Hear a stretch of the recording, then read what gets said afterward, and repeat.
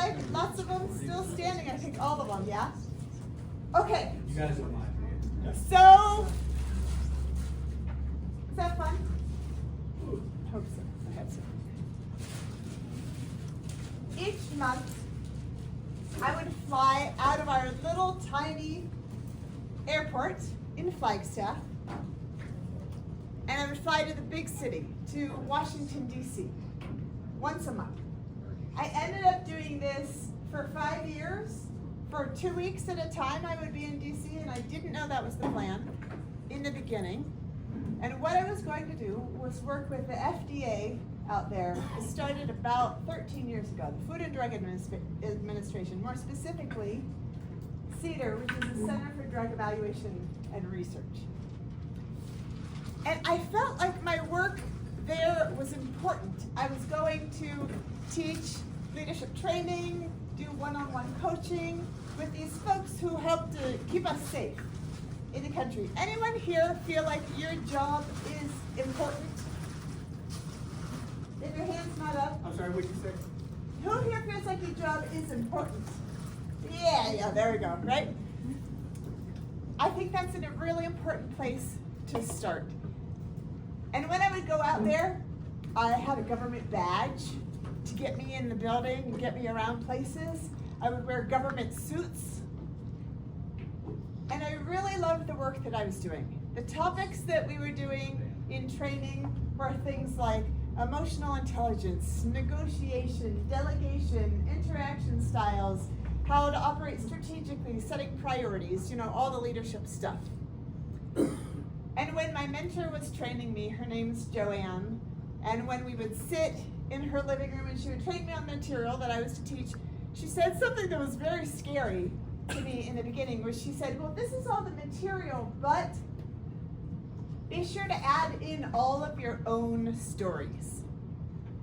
And have you ever been looking at someone and they've just said something and you don't want to put all your cards on the table and tell them, I have no idea what you're talking about? Ever feel like that? That was me in this moment, because I was thinking, what stories? I don't have stories. I don't know what you mean. So as I thought about it, I realized I grew up in a family that really did not tell stories. That's not entirely true. The women in my family, we didn't tell stories. We were fast and furious. Once we watched a movie, we would never debrief it. If we would go on a vacation, we would plan the next vacation while on the current vacation. We were often living in fast forward. The men in my family, though, however, were, bless them, but kind of like long-winded, droning on and on, storytellers that tell stories that weren't relevant to me. And I would often, when I would hear someone say, let me tell you a story about, I would think, how could I feign my own death in this moment?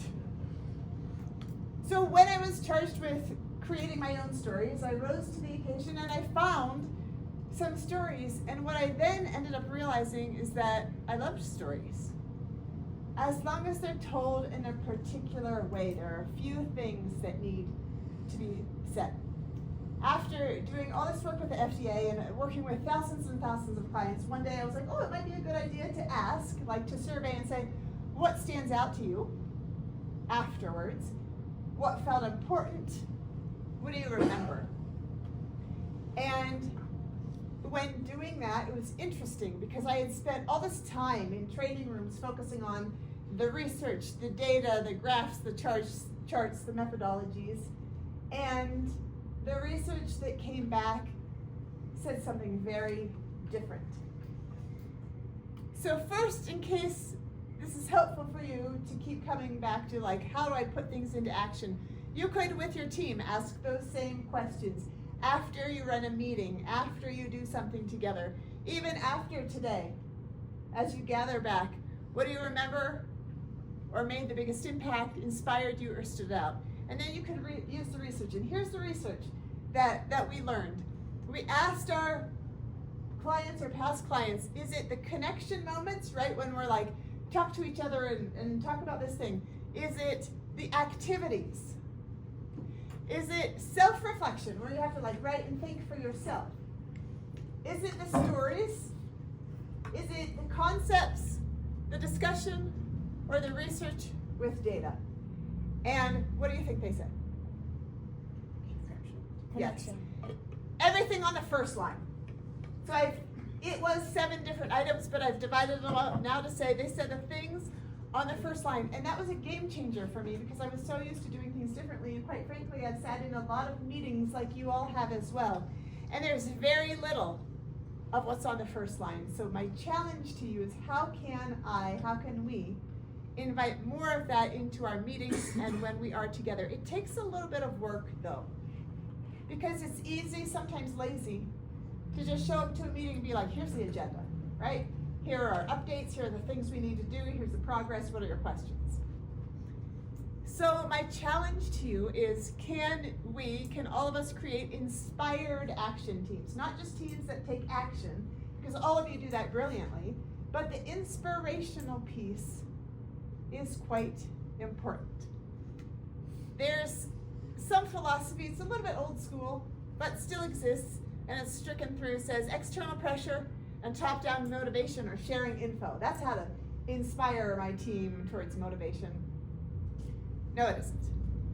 Can you together create what we want to call now stories? Like in the moment. Hopefully this is a story where you're creating a moment that's going to live on in your memory and it's going to inspire you and you're going to continue to think of it as you move forward.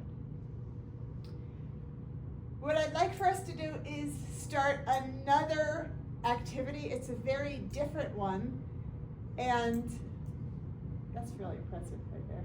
That box you've got going on there, it's kind of cool. I'm going to ask for you to get into another group of 4 or 5 people, different people than you were with before, and you're probably as a group want to gather around one table. You may want to sit on the floor, but let's start with one table, so you probably have chairs on both sides. Will you take a minute or 2 to try and get into a new group of 4, maybe 5 people? Go for it.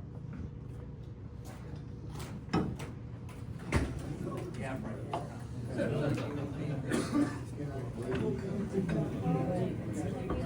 You're not. In the middle?